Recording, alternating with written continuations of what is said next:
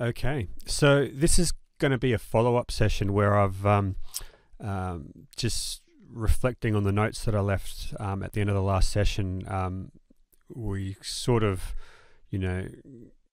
met some resistance in terms of what all of the controls on the 2CAudio Aether reverb actually do and mean.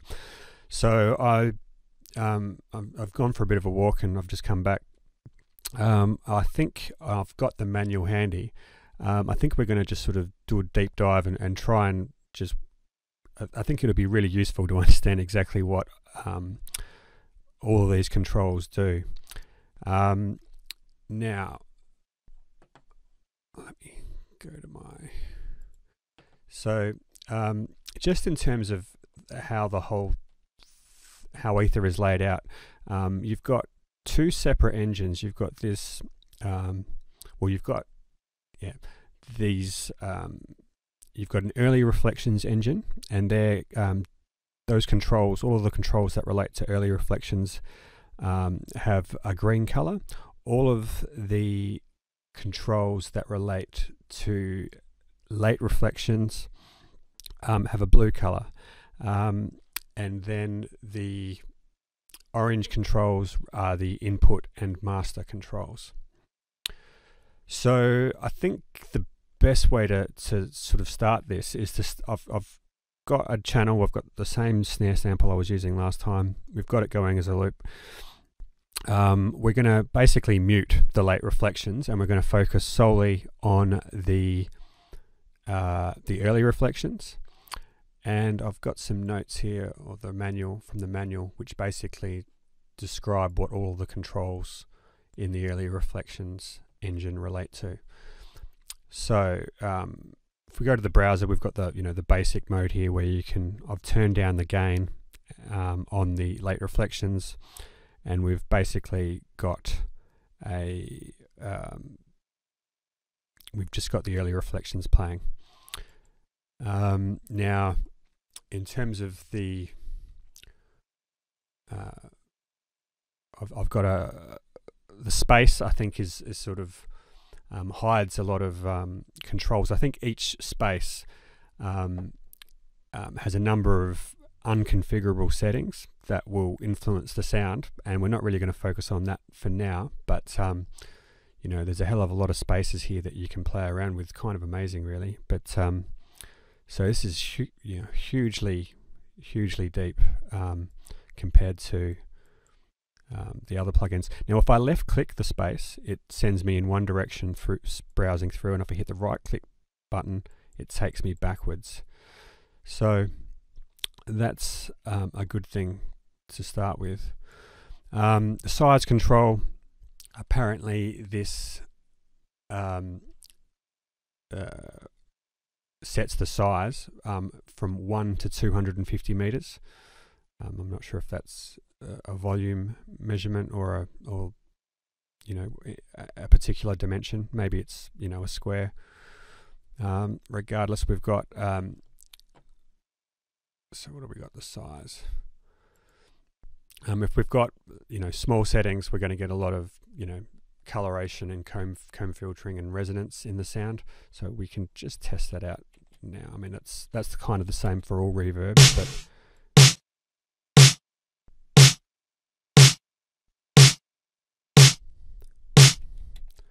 actually, one thing I'm noticing,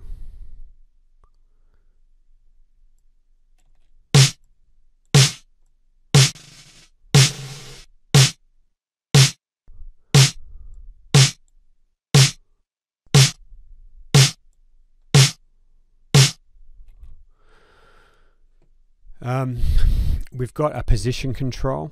Now that position control is a measurement. It's measured in percentage, and it allows you to sort of I think in a mix setting, you can basically have Aether, the Aether plugin on across multiple channels, and you can mute the late reflections engine, and you have a late reflection engine on ascend. So the late reflections will, you can will be a shared instance, and the early reflections engine will be specific to the specific channels. And I guess this allows you to sort of create, have fine control over how you position things in the space. Now, given that that's a percentage setting, I'm not sure if I can really pick up whether it's what it's actually doing, but I'll add a bit of size so we've got a noticeable early reflections there. So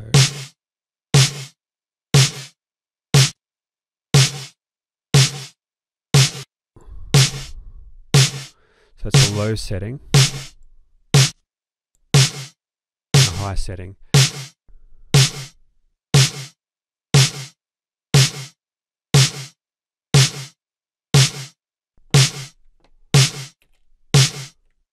That's a pretty subtle.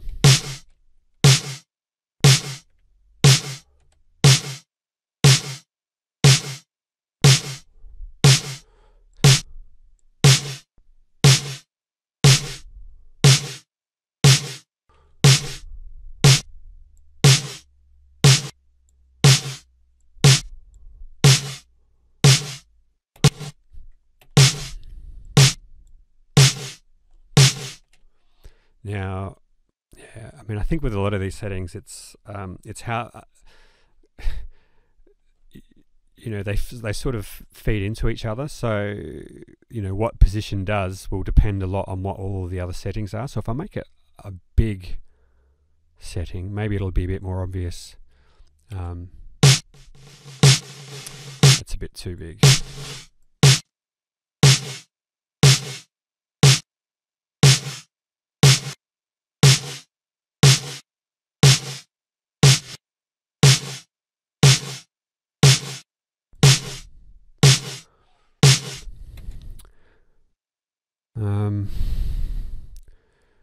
Okay. The shape setting, let's have a look at that one. That is, what does it say about the shape? A large value with the shape will make the reverb complex and chaotic, and will also increase the number of reflective surfaces.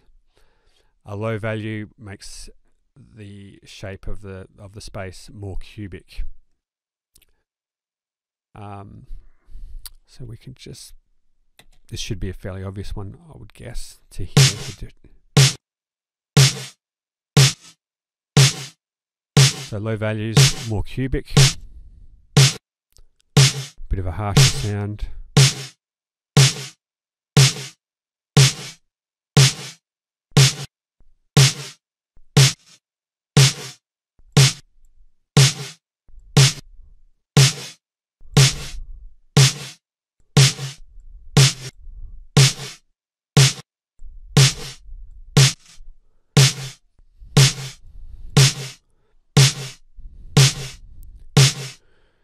If we want to hear the reverb on its own, we might just increase it. No, we don't do that.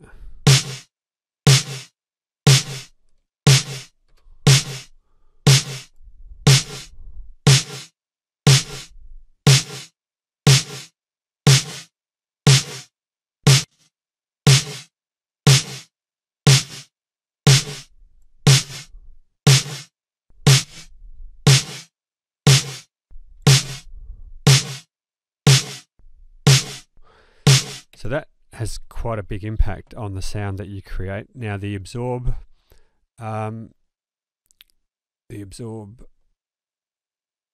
setting, what does that do? Here we go. Do I even have it in there?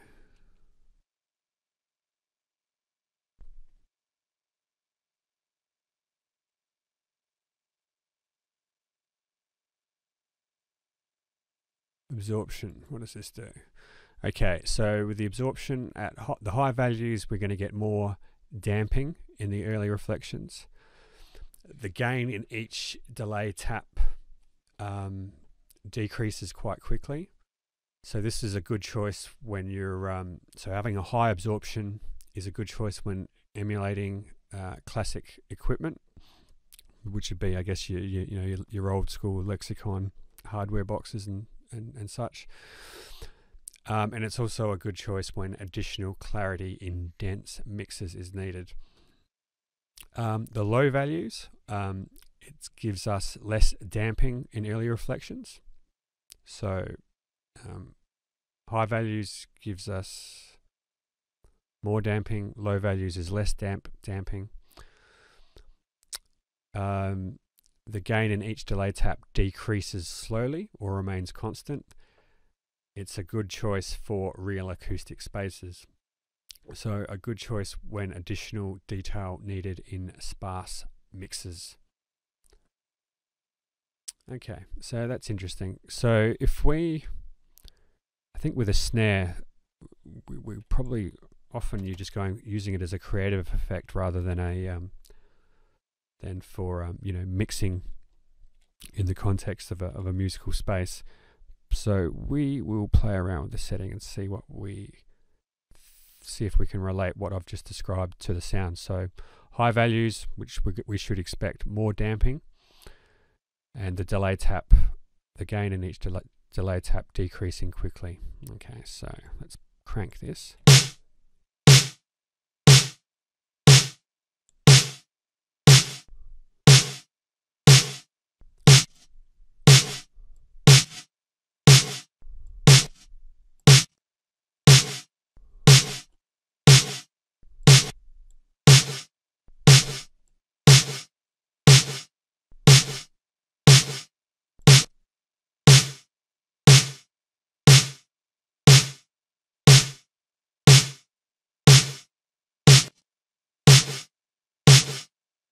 So with the low values, we're sort of getting almost like a crunchy cone filtering sound. With the high values, if we put it at maximum, we can barely hear the reverb.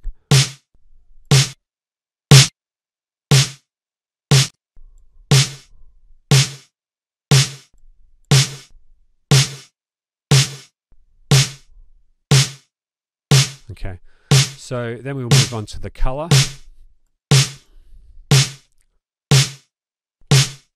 And we'll just pause it for our sanity. Now with this one, it changes the frequency dependent filter behavior. So it's related to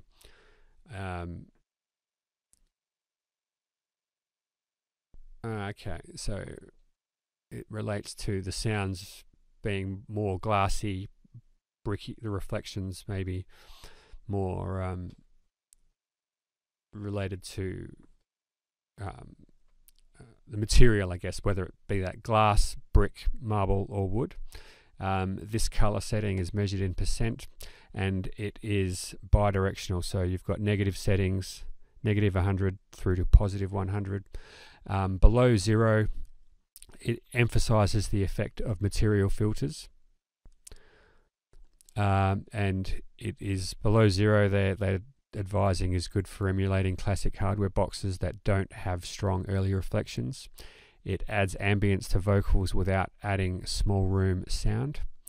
Above 0%, and it's basically de-emphasizing the effects of material filters. Now I think these material filters settings might be embedded in the different space profiles that you can select up here at a guess. And above 0%, it's going to exaggerate early reflections. And there's also saying that you use this with the cascade control, which is just over here, to exaggerate reverb tails. So that's interesting. So let's play around with the color. So below 0, more hardware style. Above 0, it de-emphasizes. So this might be interesting if we use like a space, like I don't know, something obvious, like there's a telephone booth. Is there? Phone booth, here we go.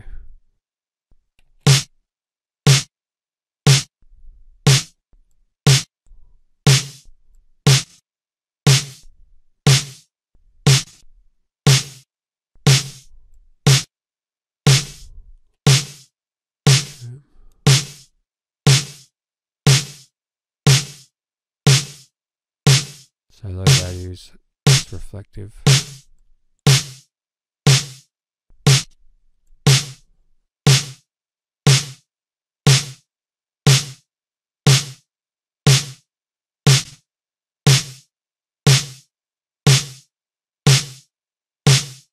So high values, they're saying it's good for hardware, so we'll do that color.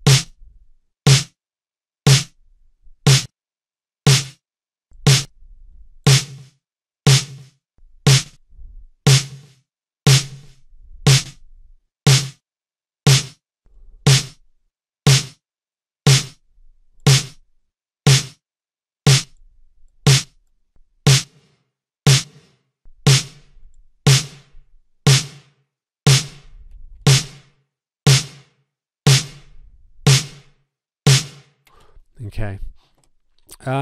Something I think I'm going to have to check on here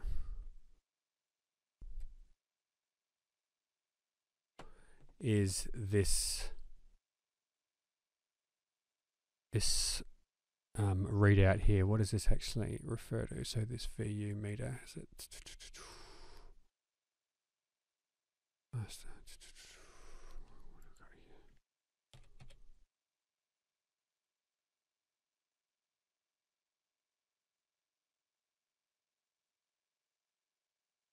Okay, got the manual here.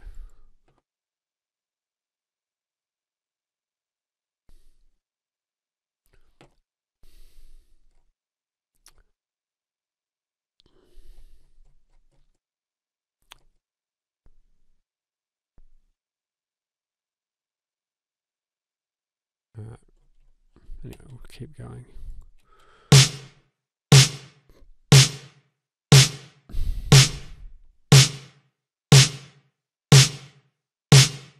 Okay. This high frequency soft setting, so this is what's called a pinking filter.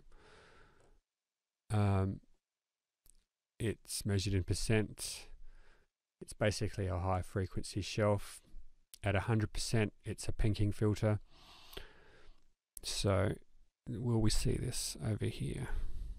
Yes, okay. So you can see this high frequency soft setting controls the profile of this EQ curve, I guess. So it's sort of, oh, hang on, I said it. So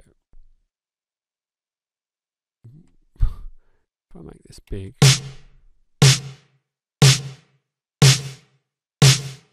okay, so it rolls off a lot of the high frequencies here. Alright, well, we've unlocked one of the mysteries of the first video, which was how do we control these. This setting controls this curve. Okay. Okay. So now we're on to cascade. So that's actually, all of these settings have quite a strong effect, especially the shape and the high frequency soft. The position is a bit more subtle. I'm obviously definitely not experienced enough to make effective use of something like that. But these ones here, really do change the timbre of the reverb. So I think it'll be, hopefully I managed to retain what I'm describing here. But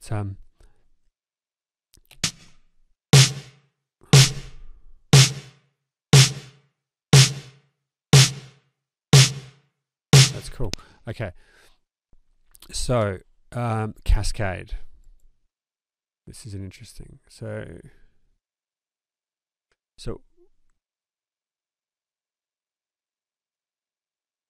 okay, so the cascade controls, I guess, the interaction between the two the early reflections and the late reflections engine.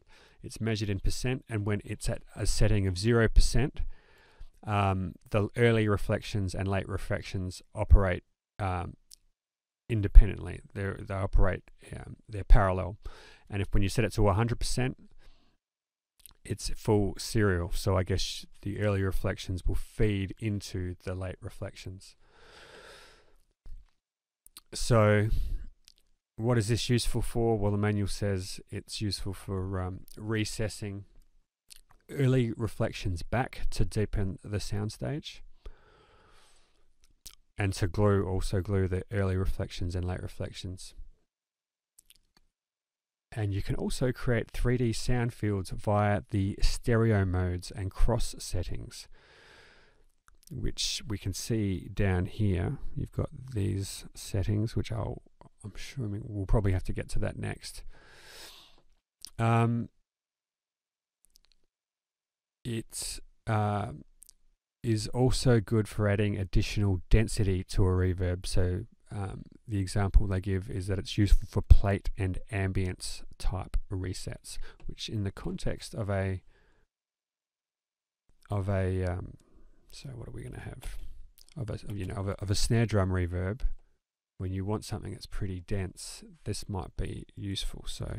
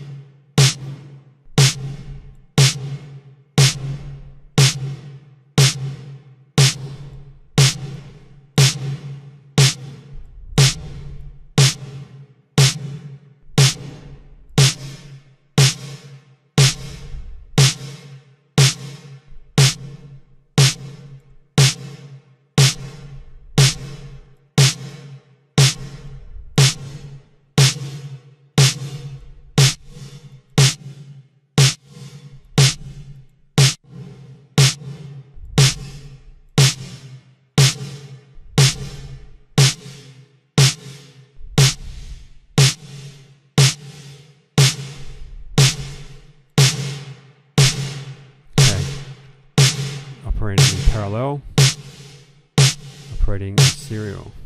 Now, what does this directional switch do? Okay, basically, okay, so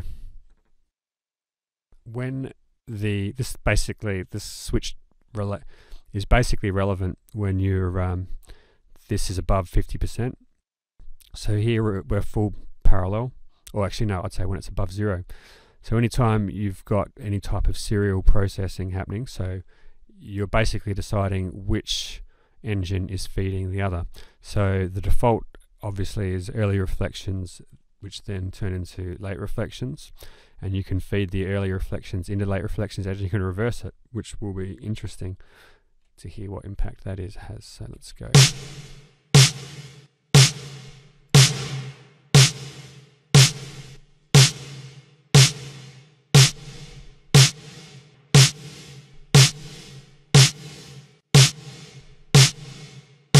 So, okay, what I'm noticing is you're getting a bit more comb filtering when late reflections is the initial engine.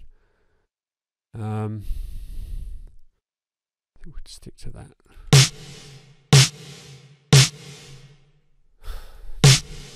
Okay, now something that's really bugging me is not knowing how to read this meter here. So I'm just going to quickly cheat. I might just pause. Okay, so just on this VU meter here, basically you've got the top half is the input before any effect, well, plug-in alter. The plugin has altered the signal. The bottom is the output. The left side is obviously the left channel, and the right side is obviously the right channel. The only caveat to that is if you are using it in mid-side mode, which is a setting that may be available here. So in mid-side mode, obviously the input is the top level still, and the output is the bottom. The mid signals are the left, and the side signals are the right. Okay. Okay. You can configure, you can change the mode here. So we have 3 modes of operation. You can have the off, left, right, or mid-side. So we'll just go with left, right. Okay. So that's that. Now, the next thing to look at is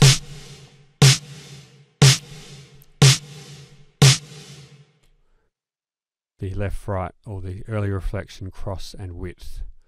What does that do? So early reflection, cross. So this is measured in percent from 0% to from 0 through to 200. So at 0, the channels are fully separate and retain original position. 100%, there's no channel separation at all. Input signal collapses to mono. Panning information is ignored. 200% channels fully separated, but the outputs are reversed. Okay. I'm not sure what this will do to the snare.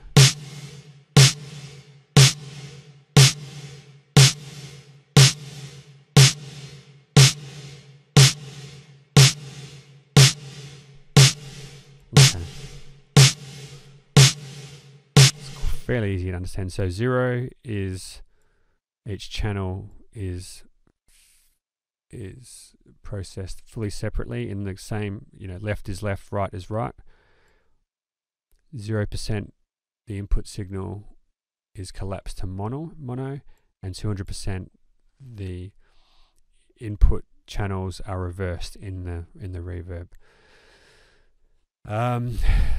Now we then have these modes that relate to that. So you've got left, right, mono, which controls the left, right input balance, left, right stereo. Cross mixes the left and right input channels. Mid-side normal controls mid-side input balance. And mid-side relative, which controls the relative width of the reverb signal. We'll try that. See what.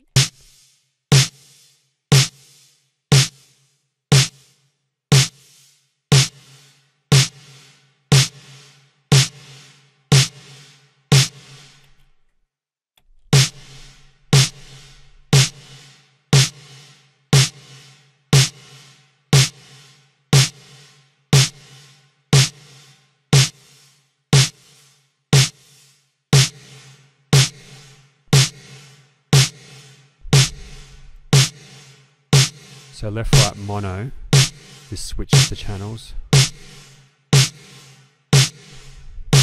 Since both channels are basically the same in this example, it's not very, probably doesn't make any difference. So this will sound exactly the same as that. And then we've got the early reflection width.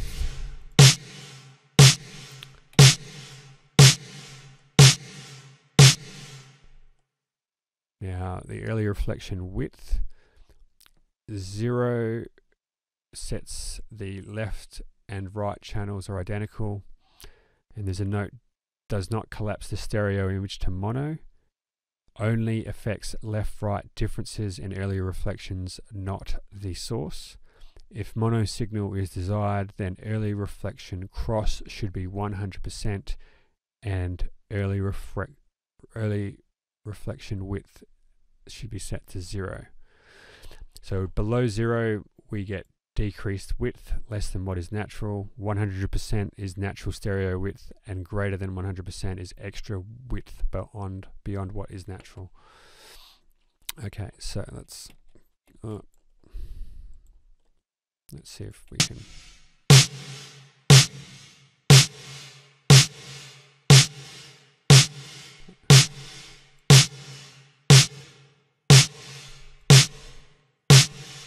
Not noticing a lot there. All right, well that's it. So that's early reflections. We can hit the pause on that.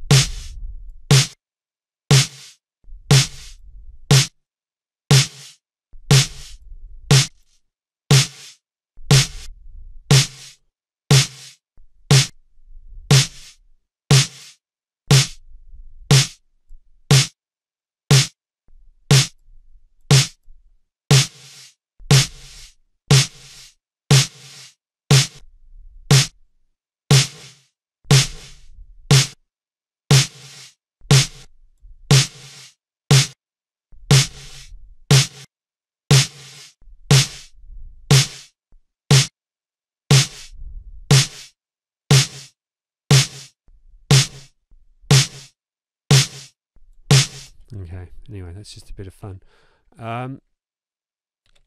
Let's go for now the next section, which is another thing I've missed here actually is the space type link. Okay, which is these link buttons up here. So this has 4 modes. We've got early reflections, which is where we are at the moment. It basically okay.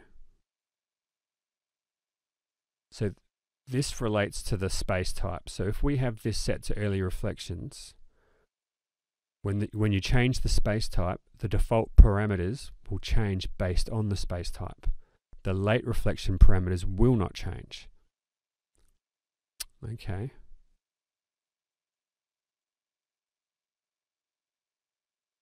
Okay. So I noticed before, like if I change the early reflections, all of these settings change, and including these change. Okay. If I have this set to late reflections, you can see all the late reflection changes. Late reflection settings change, and the early reflection settings do not change.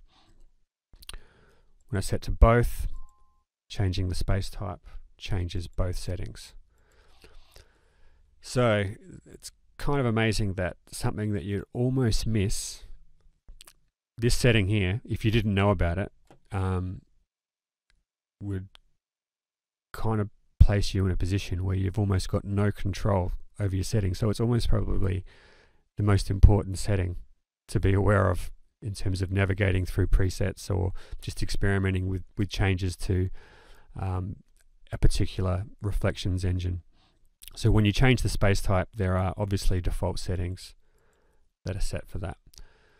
All right, so I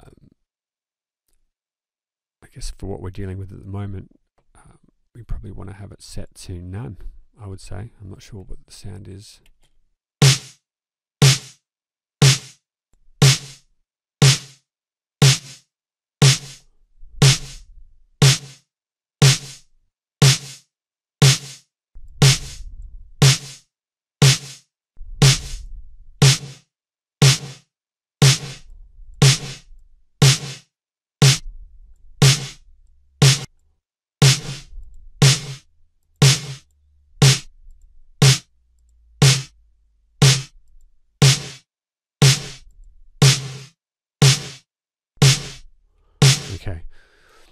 Alright, so now we are moving on to the late reflections engine. So what we'll do is we will mute the early reflections if it's possible. Okay, yes.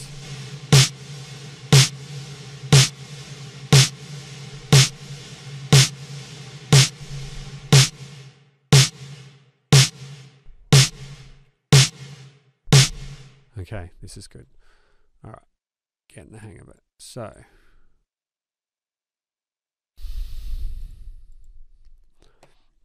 right, so the size setting is obviously fairly self-evident. It's measured in meters. Below 5 meters, you get a dense, strong color. And if you want to create plate reverb presets, you would have this at a low setting, so below 5 meters.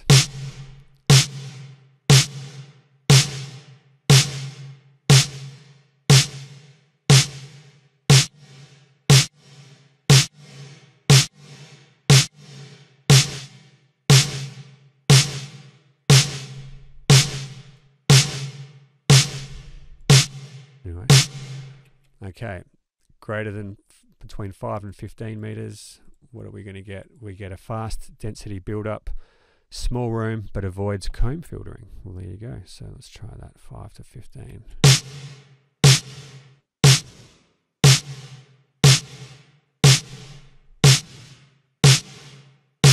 Okay, 15 to 75. This is, you get a moderate to slow.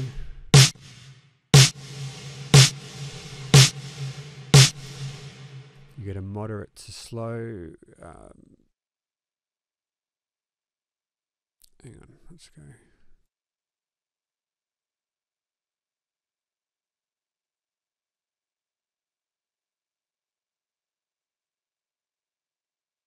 And it's basically, your typical hall reverb.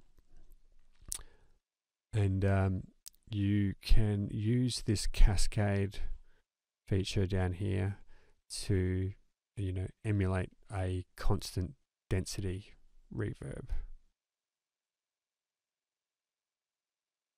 And when you set it to the maximum, anything above 75 meters, you are effectively turning it into a more of a, you'll start to hear those multi-tap delays with a slow density build up. So and then this is good for granular presets and cluster effects.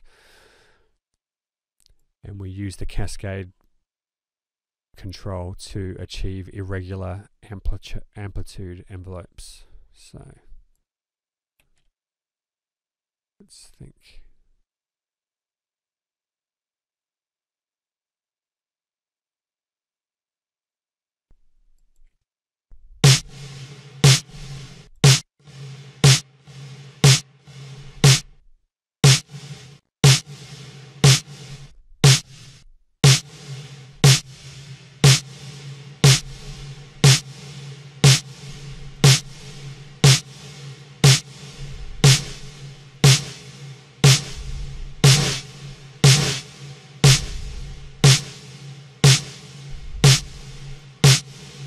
Okay, I think we got that. Pre-delay, obviously.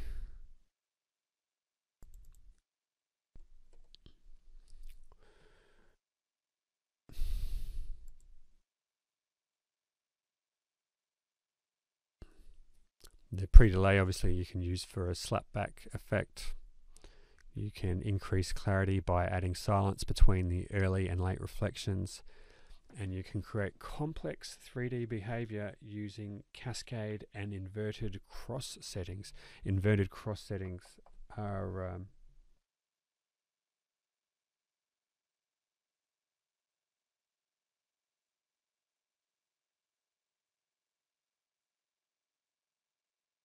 anything above 100% down here. So I think that obviously relates, the late reflections has a cross setting over here as well. So, okay, so we've got the time controls, which is just the time. So what we've got here is measured in seconds.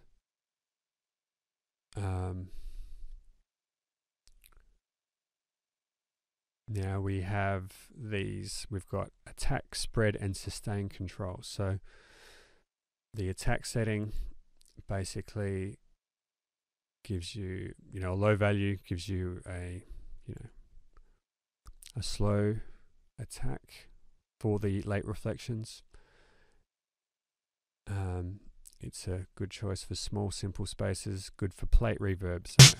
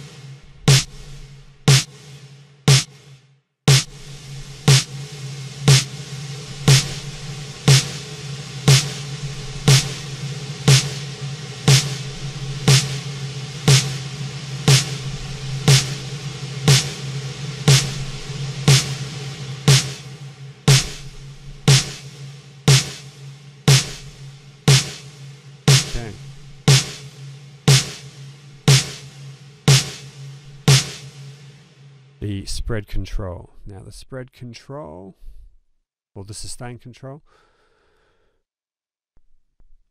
0% gives us an exponential decay setting like normal reverbs. Decay at natural rates for small, simple spaces, good for emulating plate reverbs. So, okay, so if we want a plate reverb, we want to have attack low, sustain low, and probably a small size as well. So let's see what that does.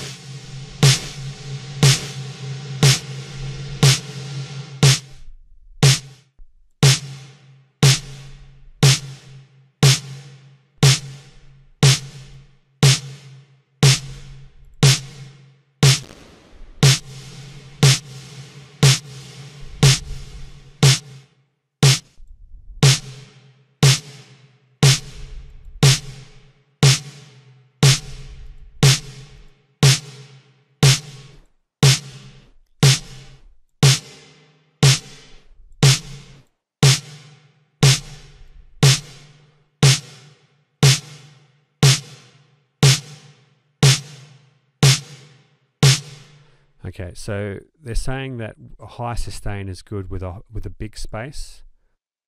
For a big space which has complex shape, obviously with a big. So let's.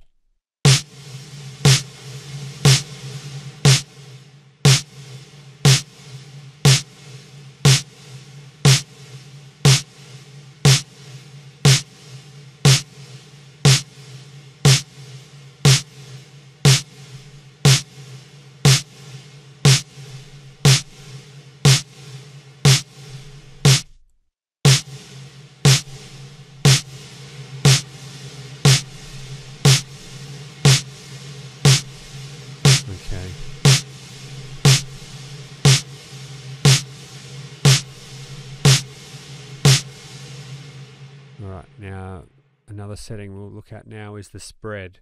So it's the hold between the attack and sustain. And you can set it between 2 and 1000 milliseconds. Okay. So it's described as a complex parameter that can change chaotically, variations in reflection patterns.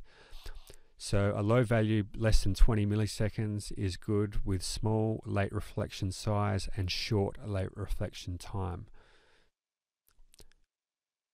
A medium value 20 milliseconds to 250 milliseconds is good for concert halls and normal use.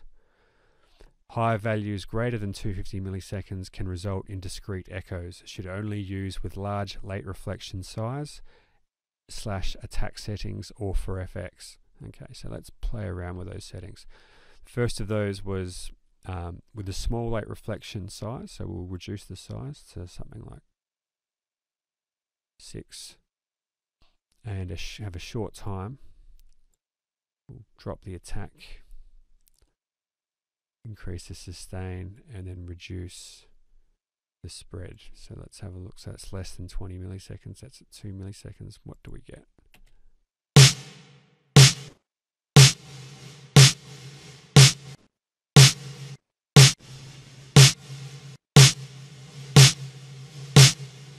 Okay, so spread pretty good for special effects there.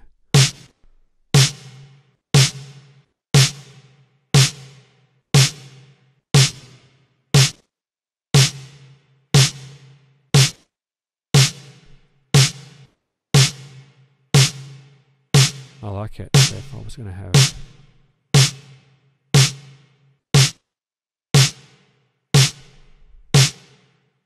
okay. If we go for a big size with a big time,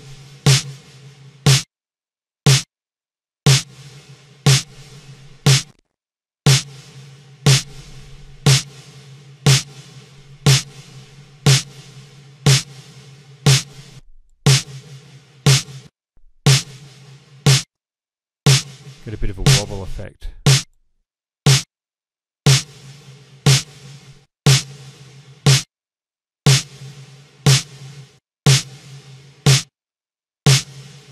So yeah, if you've got a simple shape size, you get a bit of an echo.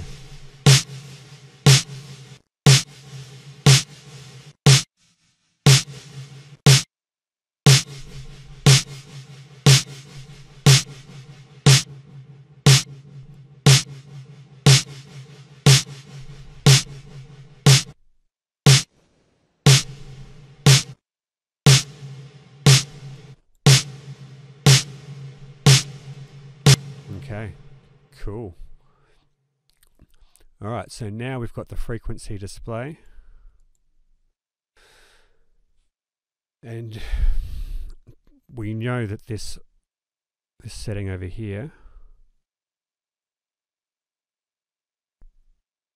so if I have late reflections off, it doesn't even show. So if I've got early reflections engine on, I can control this curve here.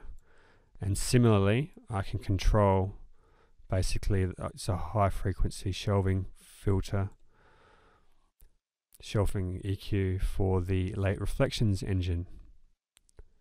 Okay, now that's pretty easy to understand. Yes. All right, now we're getting it. So, okay,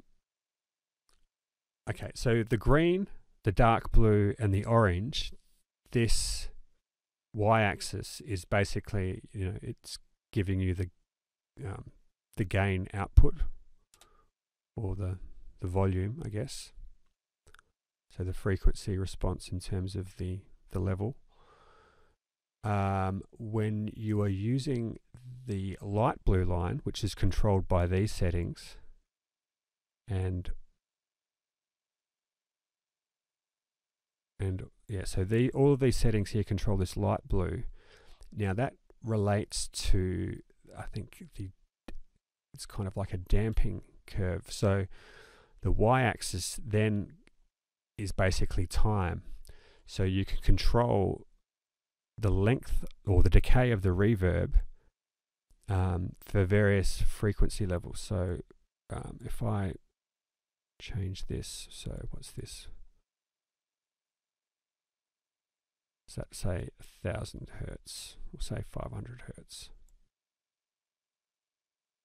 It's got a sort of a control the Q level, I guess. Yep.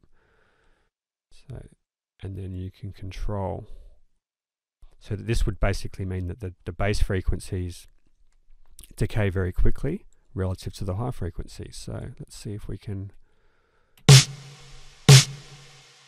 Yep. Now if we bump that up a bit, now we make the bass frequencies decay much faster.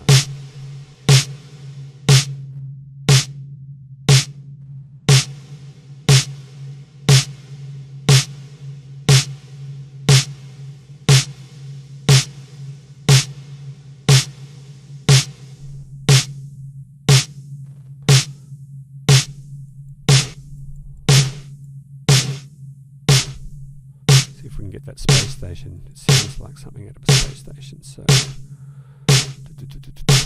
let's have a look.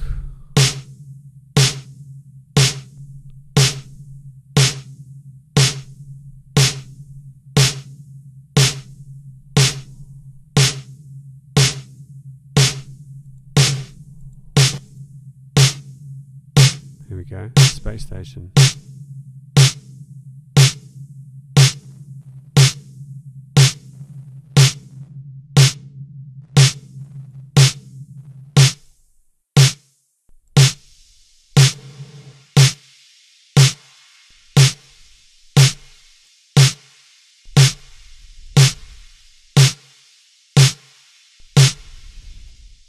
All right, now that is pretty cool. So a few more settings then are these. You've got diffusion and depth. So modulation, pretty easy to understand. So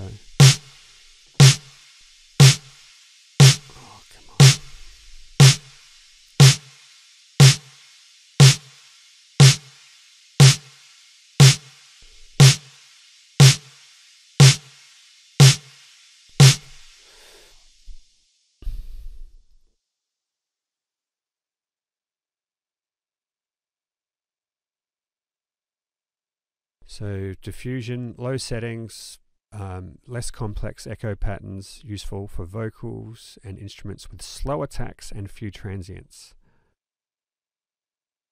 Okay.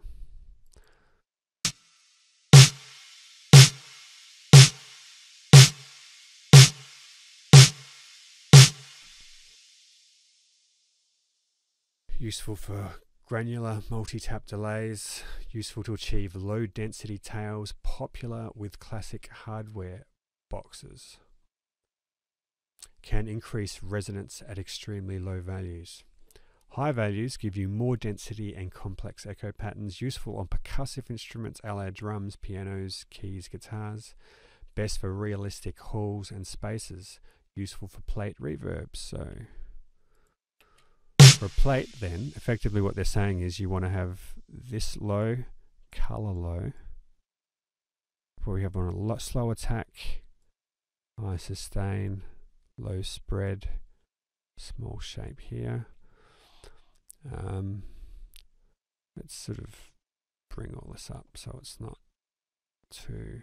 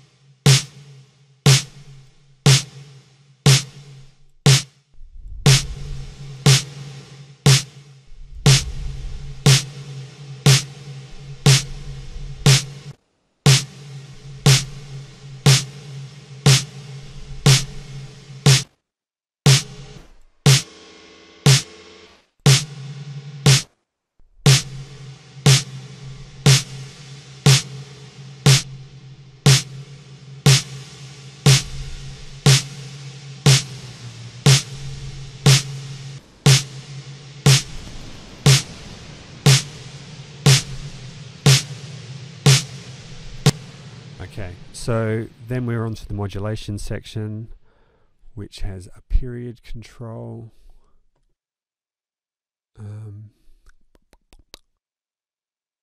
Let's have a look. Left, right, decay, curves.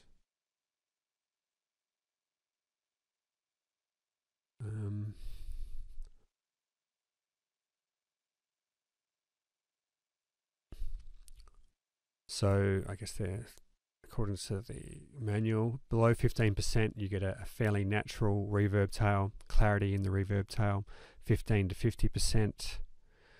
And you're looking at a subtle chorusing, adding a lushness, classic hardware boxes with medium modulation periods, and above 50% you get extreme chorusing and pitch artifacts, best for special effects.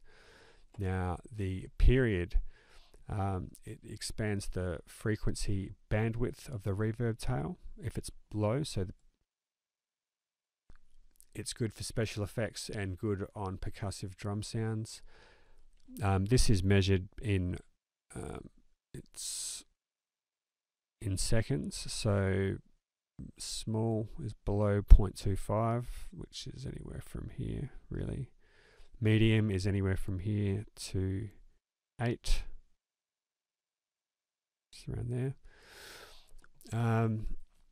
And high, you can reduce pitch bend artifacts and increase clarity in the tail. It's a good balance between sweetening and natural results. Okay. So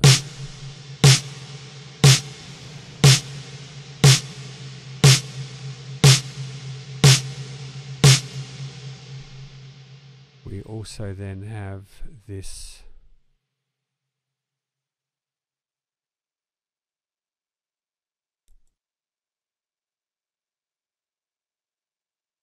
I wonder what this is.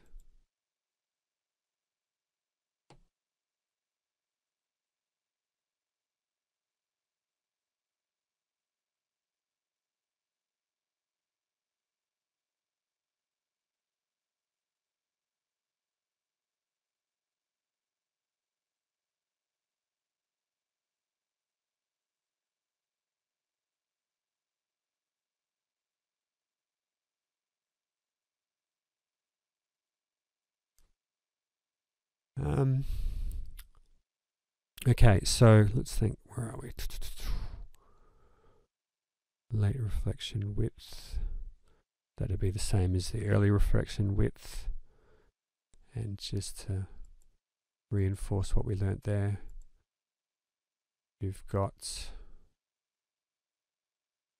this can be set 0 to 200%. I think 0, okay, that's just the width setting, so obviously 0 would then be mono.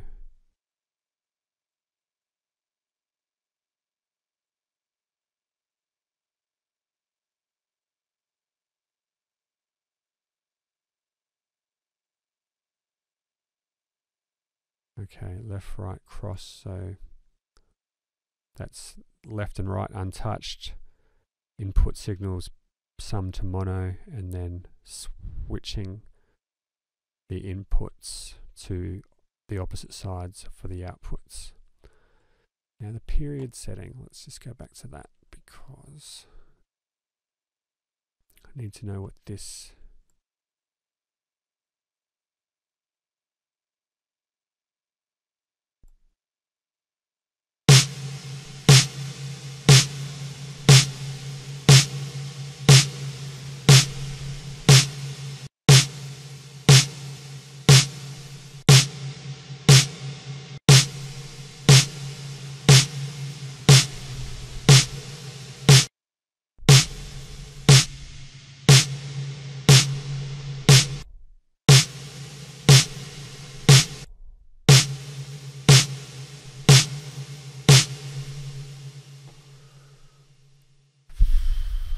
that period setting. Let's have a look in the manual. I might just pause and find it in the manual. I must have an outdated manual because the manual I'm looking at doesn't have these settings here. I'm assuming it must relate to the modulation period or something like that. So let's, if I make this low, let's have something that's obvious.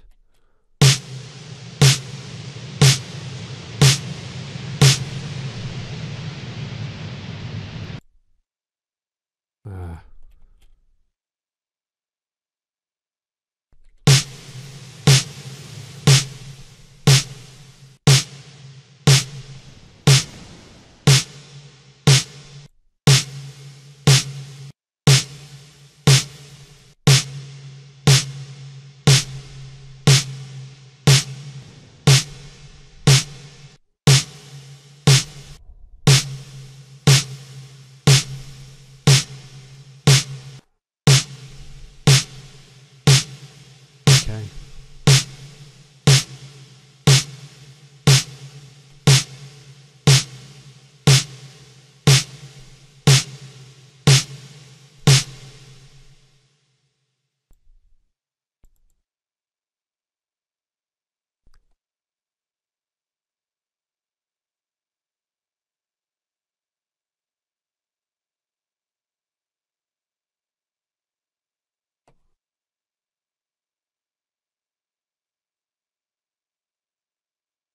Okay, so I think one more thing, this link button up here, I know this one obviously had a huge impact on the settings.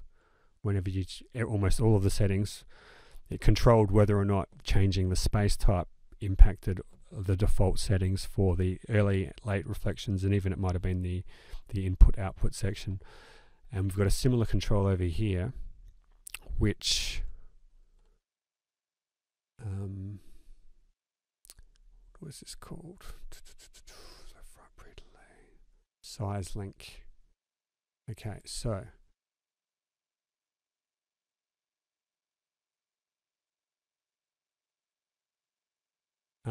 okay, so if we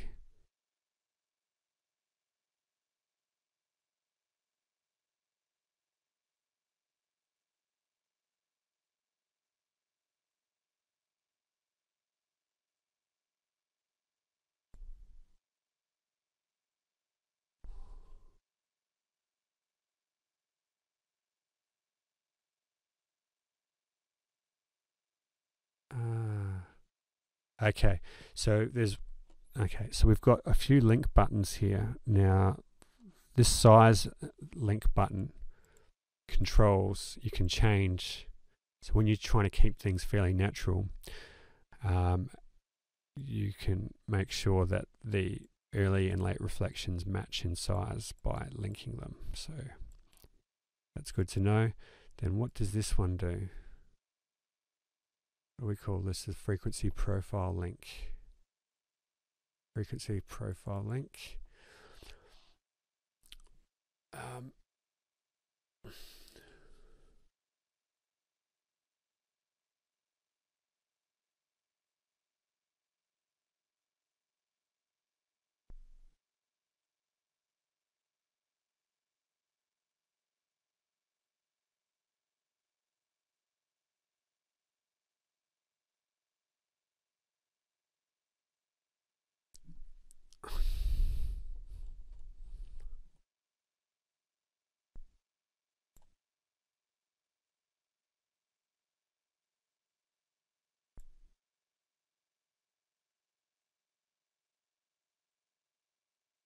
Still unclear to me. Hang on, I might have to go to the manual. Hang on. So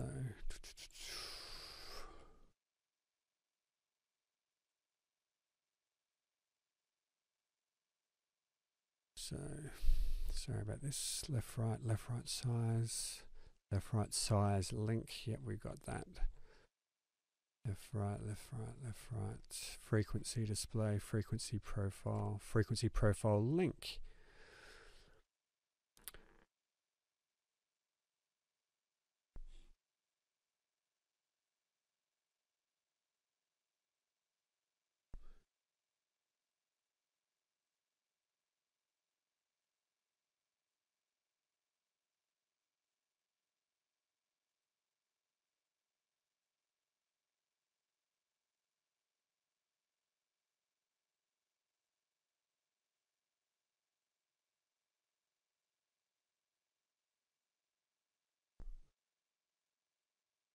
Okay.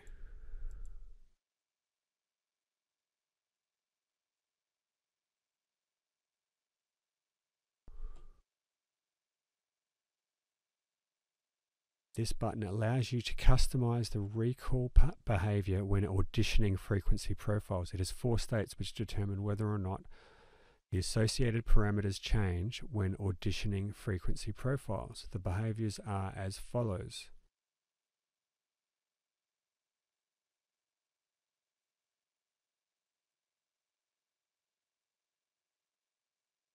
Okay, so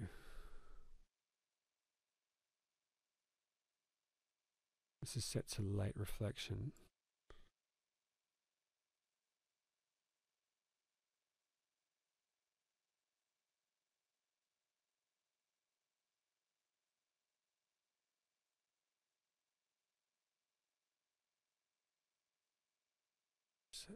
Okay, so this is related to these decay parameters.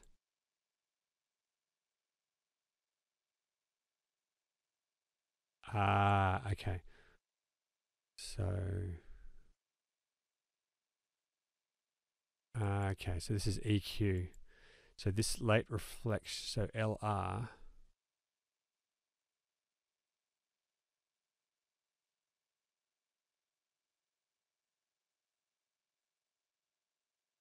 Okay, so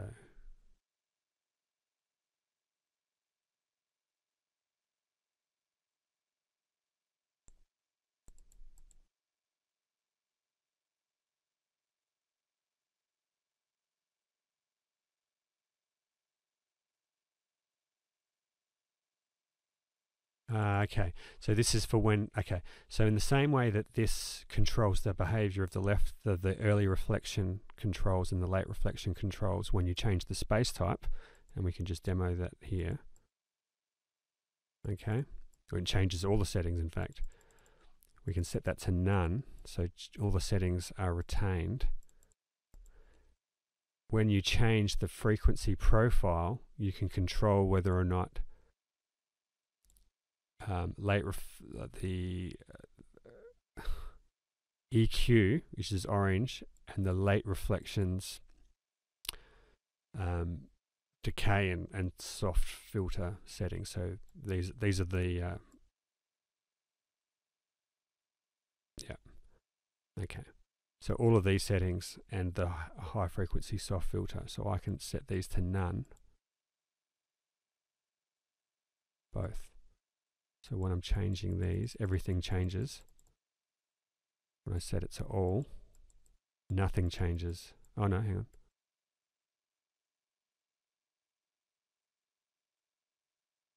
So I can audition the late reflection decay settings only. All of the other EQ, the EQ and the pinking filter settings stay the same. Here we say the EQ stays the same. No, the EQ changes. Both change here. And all change here.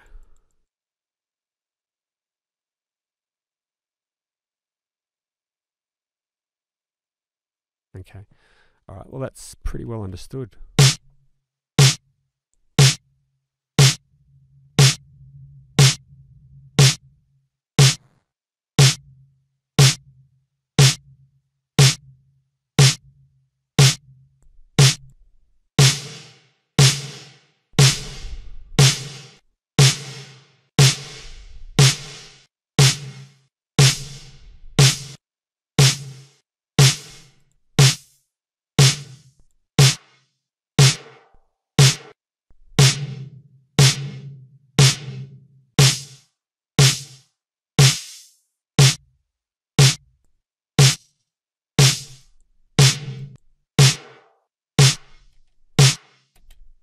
Okay, well that's it. That's been a long session, but it's been a pretty fun session to do because I feel like we've pretty much got our head around, well, almost all of the functionality contained in what is a pretty complicated plugin.